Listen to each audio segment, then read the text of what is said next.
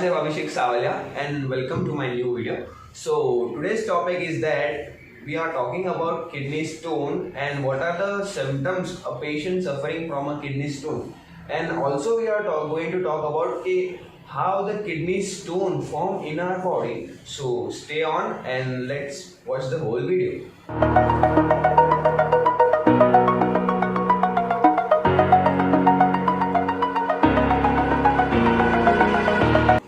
तो दोस्तों हम बात कर रहे थे किडनी स्टोन के बारे में।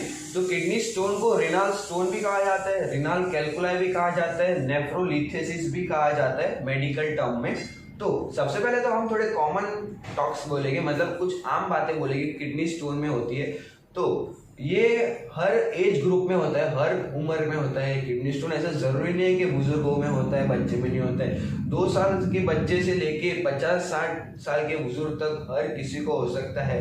साथ ही साथ ऐसा कोई स्पेसिफिक कारण नहीं है कि महिलाओं में ज्यादा होता है, पुरुषों में कम होता है, दोनों में बराबर होता है। और स्टोन की बात करें, जो पथरी किडनी को गुर्दे की पथरी जिसको बोलते हैं, तो ऐसा जरूरी नहीं है कि किडनी में एक की पथरी हो, एक भी हो सकती है, 2 भी, 3 भी, 4 भी, 5 भी, बहुत सारे पथरी भी हो सकती है एक साथ। और साथ ही साथ जो पथरी बन रही है उसकी भी साइज जरूरी नहीं है कि छोटी हो, बड़ी भी हो सकती है। साइज भी डिपेंड करते हैं, 1 mm की रह सकती है, 2 mm, 3 mm, 4 mm, कभी कभी 10, 15, 20, 25 mm तक वो साइज बन जाती है, इतनी बड़ी। और 25 mm बनने के बावजूद भी कभी कभी पेशेंट्स को लक्षण नहीं दिखते हैं कि ये कैसे हो गया, मतलब इतना बड़ा हो गया तो भी हमें लक्षण नहीं आया, और फिर एंड में उसे बहुत सारी परेशानियां झेलनी पड़ती है।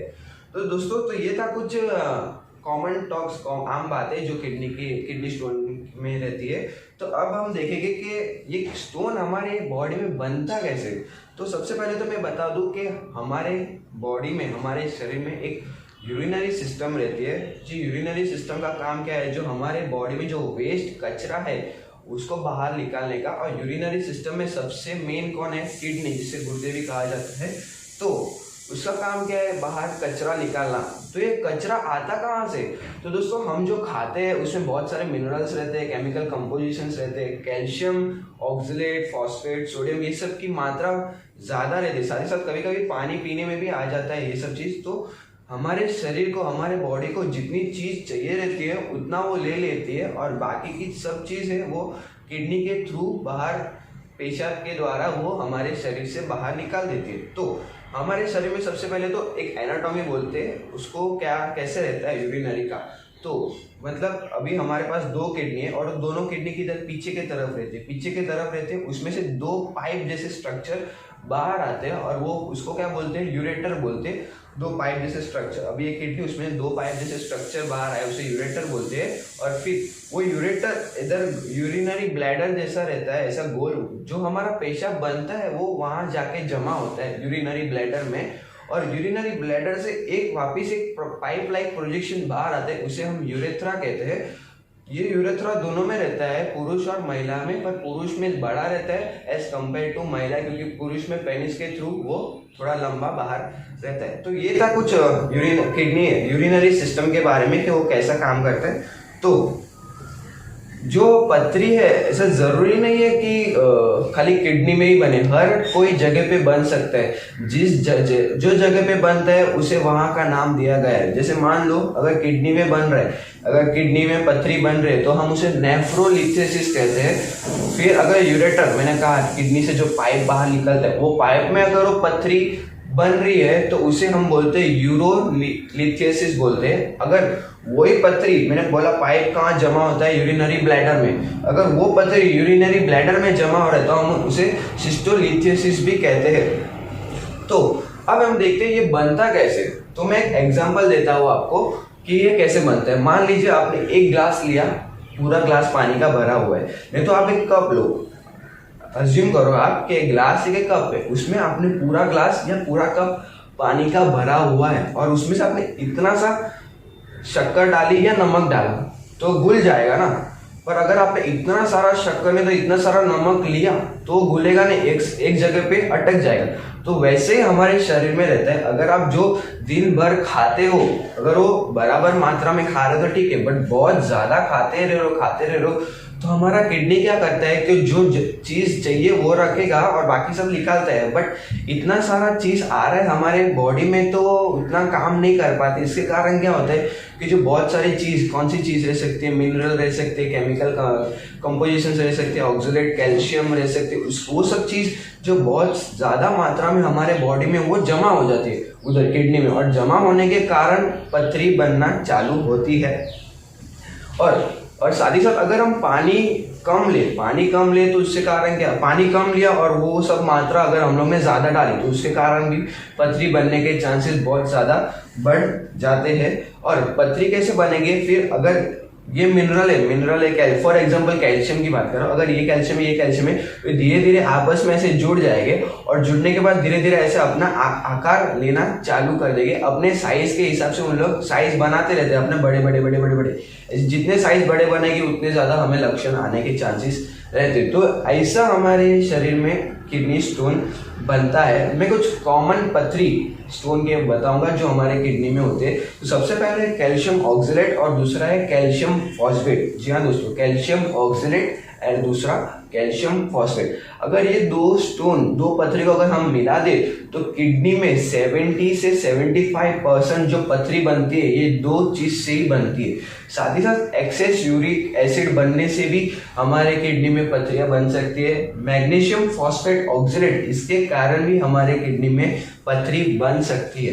तो दोस्तों ये था कि हमारे किडनी में कैसे पथरी बने। अब हम बात करते हैं लक्षण नहीं तो सिम्टम्स, कि ये सिम्टम्स क्या क्या आते हैं हमारे बॉडी में अगर हमें किडनी स्टोन हुआ। सबसे पहले तो पेन, दुखना बहुत इंपॉर्टेंट सिम्टम है। अनबियरेबल पेन है, पेशेंट बेयर ही नहीं कर सकता। मान लीजिए अगर आपको राइट किडनी में पेन है, अगर किडनी पीछे, तो ये पेन पूरा धीरे धीरे ऐसे आगे आते हैं और इतना पेन होगा आगे आगा, कभी कभी यूरिनरी सिस्टम पूरे में फैल जाएगा। नहीं तो जो जेनाइटो ऑर्गन्स रहते हैं, जेनाइटल ऑर्गन्स, उसमें भी ये पेन फैल जाता है। साथ ही साथ अपना ग्रोइन है, थाई एरिया जो पैर थाई है, उसमें भी ये फैल जाता है। इतना अनबेयरेबल पेन रहता है।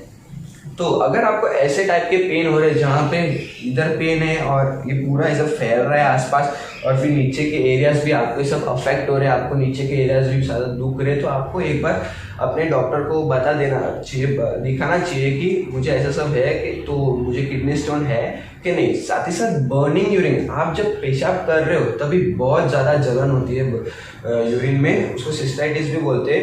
इतनी जलन होगी कि आप खड़े नहीं रह पाते हो। साथ ही साथ अगर ये जलन बहुत ज़्यादा हुई तो आपको बुखार आने के भी चांसेस है। साथ ही साथ नौशिया, जिसे जी मिचलाना कहते हैं, वो भी होने के बहुत ज़्यादा चांसेस है। उल्टियाँ भी होती है कभी कभी, और पसीना बहुत आता है। जब आप पेशाब करोगे तब बहुत ज़्यादा पसीना आता है। तीसरा बात करें तो यूरिन फ्रीक्वेंसी, आपकी जो पेशाब जाने की टाइम रहते बार बार आप पेशाब जाते हो या यूरिन करने जाते हो, कभी कभी आप देखोगे तो पेशाब में लाल कलर आता है, उसको क्या बोलते हैं, हिमेचुरिया। वो लाल कलर कुछ नहीं बट कि खून है। वो खून कैसा रहता है, मतलब उसमें होता क्या है कि अगर आप अभी वो पथरी है वो आपके किडनी में, बराबर वो किडनी में है, तो पथरी कभी कभी जो खून की नस बोलते हैं उसमें जाके अटक गई, तो खून की नस में कभी कभी ऐसा क्रैक, पथरी जा रही है, घिस गया तो नस फट गई, तो फटने के कारण उधर से खून आता है बाहर, और खून फिर वो पेशाब के द्वारा हमारे शरीर से बाहर निकल जाती है। तो इसको बोलते हैं हम हिमेचुरिया, नहीं तो खून में, मतलब पेशाब में खून आना। तो ये थे हमारे कुछ सिम्टम्स। अब हम बात करते हैं कॉमन टेस्ट। अगर हमें चेक कराना है कि हमारे शरीर में किडनी स्टोन है कि नहीं, तो हमें क्या करना चाहिए। तो सबसे पहला टेस्ट है एक्सरे केयूबी मतलब किडनी एंड यूरिनरी ब्लैडर। हमें पता चल जाता है कि हमारे शरीर के अंदर स्टोन है कि नहीं है। और दूसरा सबसे इम्पोर्टेंट है सोनोग्राफी। अगर हम सोनोग्राफी पता है तो हमें लोकेशन, जगह का पता चल जाएगा कि ये जो पथरी बन रही है कहाँ बन रही है। साथ ही साथ साइज, उसकी साइज कितनी mm की है वो भी हमें पता चल जाएगी। साथ ही साथ तीसरा हाइड्रोनेफ्रोसिस मतलब क्या कि अगर जो किडनी में पथरी है, मैंने बताया किडनी में जो पथरी है वो पाइप के द्वारा बाहर है। पाइप कौन सा है, यूरेटर है। वो जो पथरी अगर पाइप में जाके अटक गई और अटकने के कारण अगर आपको पेशाब नहीं आ रही है तो उसको हम हाइड्रोनेफ्रोसिस बोलते हैं। तो सोनोग्राफी से हमें ये भी पता चल सकता है कि आपको हाइड्रोनेफ्रोसिस हुआ है कि नहीं हुआ है। तो दोस्तों ये था कुछ उसका कॉमन टेस्ट। अगर अब मैं थोड़ा होम्योपैथी का बताऊँ तो अगर आपको किडनी स्टोन हो रहे हैं तो आपको होम्योपैथिक ट्रीटमेंट लेना चाहिए, क्योंकि ऑपरेट किए बिना भी होम्योपैथिक ट्रीटमेंट में बहुत सारे ऐसे एडवांटेजेस है कि जो किडनी स्टोन है वो पिघल जाते हैं, नहीं तो हम होम्योपैथी वाले उसको निकाल देते हैं। ऑलमोस्ट जो 4-5-6 mm तक के सारे जो किडनी स्टोन की पथरियाँ रहती है वो ऑलमोस्ट 90% केस में होम्योपैथी ट्रीटमेंट से क्योर हो जाते हैं। और जहाँ तक उससे बड़ी बात करें जैसे 10-10 mm 15 mm उसमें भी 50 से 60% चांस है कि होम्योपैथी ट्रीटमेंट से वो सब ठीक हो जाता है। तो दोस्तों ये था कुछ किडनी स्टोन के बारे में। तो अगर आपको ये वीडियो पसंद आया है तो प्लीज़ इसे लाइक करें, शेयर करें और सब्सक्राइब करें मेरे चैनल को। साथ ही साथ बेल आइकन दबाना ना भूलें ताकि फिर कभी मैं ऐसी वीडियो अपलोड करूं तो आपको सबसे पहले नोटिफिकेशन आए। और साथ ही साथ अगर आपको किडनी स्टोन के रिलेटेड कुछ भी डाउट है तो आप नीचे कमेंट सेक्शन में मुझे पूछ सकते हो। और मेरा नेक्स्ट टॉपिक क्या रहेगा कि आज हमने बात किया किडनी स्टोन, तो नेक्स्ट टॉपिक हमारा रहेगा diet related to kidney stone.